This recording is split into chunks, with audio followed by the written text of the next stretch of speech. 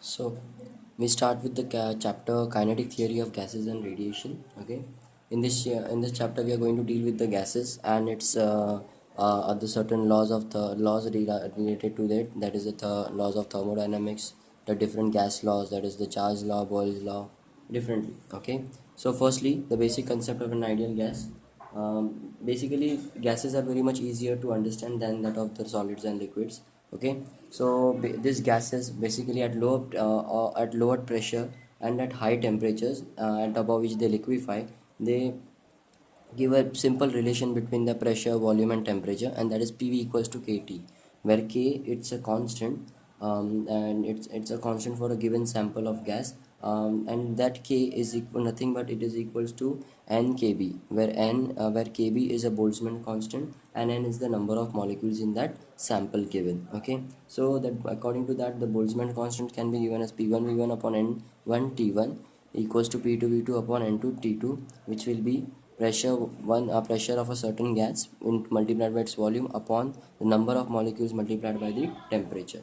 Okay, so for a perfect gas we have this equation, that is PV equals to nRT, that is the pressure multiplied by the volume into N multiplied by the T into R, where N will be the number of moles, and the R, which is nothing but NaKB, where Na is the Avogadro's number and Kb it is the Boltzmann's constant. This is uh,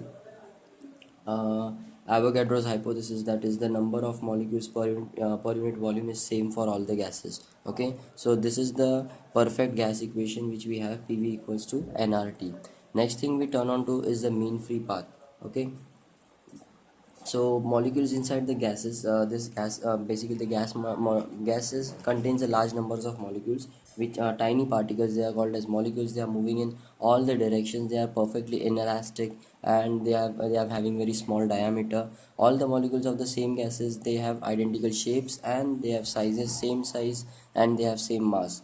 So there is a random motion of these gas molecules, that is the molecules are always in a state of random motion. They are moving in all the possible directions with all the possible velocities. Okay, and due to this random motion, these molecules collide with each other and also to the walls of the container which they are kept inside. Okay, such collisions which we called as the perfectly elastic collisions, so that because there is no loss of energy in this such collisions. Okay, and so between any suppose we have between any two collisions, the molecule travels a straight line path. Okay, and that too with a constant velocity. This is called as the free path. Okay, so due to this random motion, or due to these two successive collisions, the path straight line path which is followed, that is we called as the mean free path out here, and that is given by the mean velocity, that is C, which is equals to the velocity of each molecules upon the total number of molecules. We can get the square of that velocity, that is the mean square velocity, by squaring the velocity of each particles upon the number of molecules, and we can root the square, that is the root mean square velocity, that is root of the C square. Okay, that is root C square, that is the root of the mean square velocity, that will be the root mean square velocity. Thank you. So here we are going to deal with the laws regarding to the gases which we have. So firstly we have a Boyle's law. This Boyle's law, it states that at a constant temperature, the pressure exerted by a fixed mass of a gas, it is inversely proportional to its volume. That is, if the temperature is kept constant, then the pressure exerted by a gas is inversely proportional to its volume. That is, the P and V are both are equal to a constant. This is called as the Boyle's law. Means if the pressure increases, the volume will decrease. In the volume increases, the pressure will decrease. Next, we have the Charles law. It states that here we are keeping the pressure fixed. That at fixed pressure, volume is directly proportional to its absolute temperature. That is, V is directly proportional to T. Next is the Dalton's law. Dalton's law sums the pressure amount of sums the mixture of the pressures acting inside the gases. That is, we call them as the partial pressures. The total pressure of a mixture of an ideal gas is the sum of their partial pressures. That is P1, P2, P3, and so on. The total pressure will be the sum of their partial pressures. This is the Dalton's law.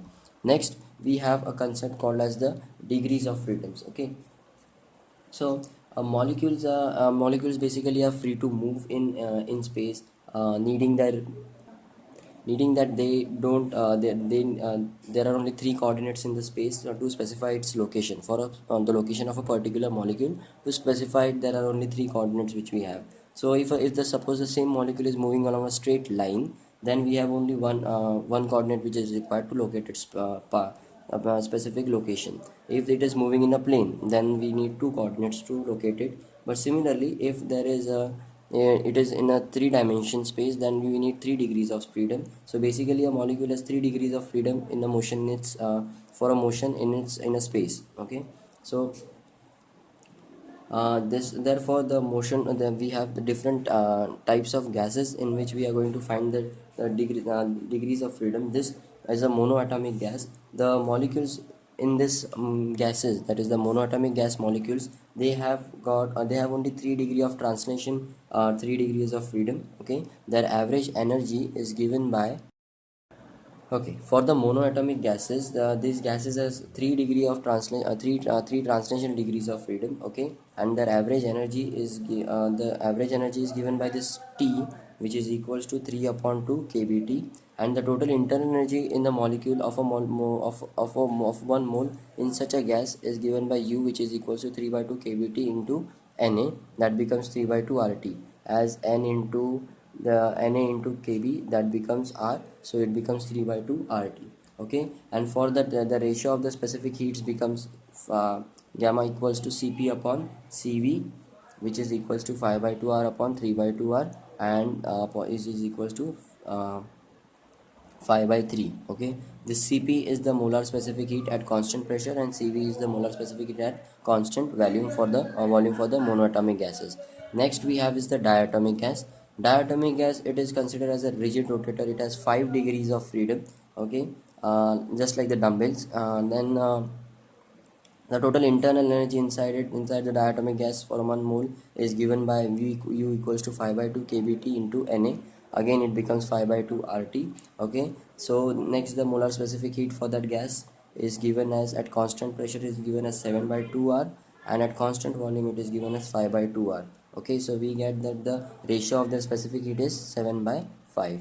Next we have a polyatomic gas, where it has got 3 translation and 3 rotational degrees of freedom. Okay, by the law, by the law, the energy given by this 1 mole of this gas is U equals to 3 by 2 kBt plus 3 by 2 kBt plus F kBt into Na, where F is the number of vibrational modes inside this polyatomic gas. Here we have the laws of thermodynamics, that is the zeroth law, first law, and the second law. Okay, so the statements for the zeroth law. The zeroth law of the thermodynamics, it deals with the heat flow of the from a body. That is, heat always flows from a higher temperature to a lower temperature. That is, suppose if there are two bodies P and Q, and these two bodies are in thermal equilibrium, and there is another body P, there are other again two bodies P and R, and these two bodies are in thermal equilibrium, then Q and also R are also in thermal equilibrium. Okay, that is, all bodies in the thermal equilibrium are not at equal temp are they are at equal temperatures. Okay, that is, the heat will flow in the body from a higher temperature to a body of a lower temperature.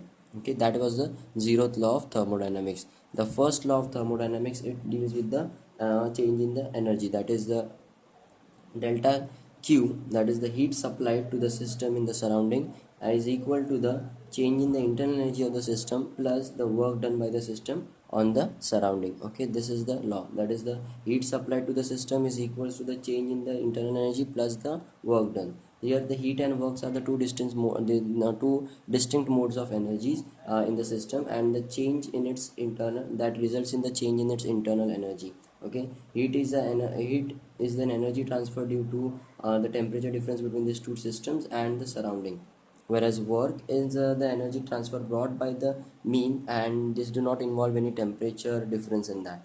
Next is the second law of thermodynamics, which states that mechanical work, it can be converted into heat, but heat cannot be converted into mechanical completely into the mechanical work.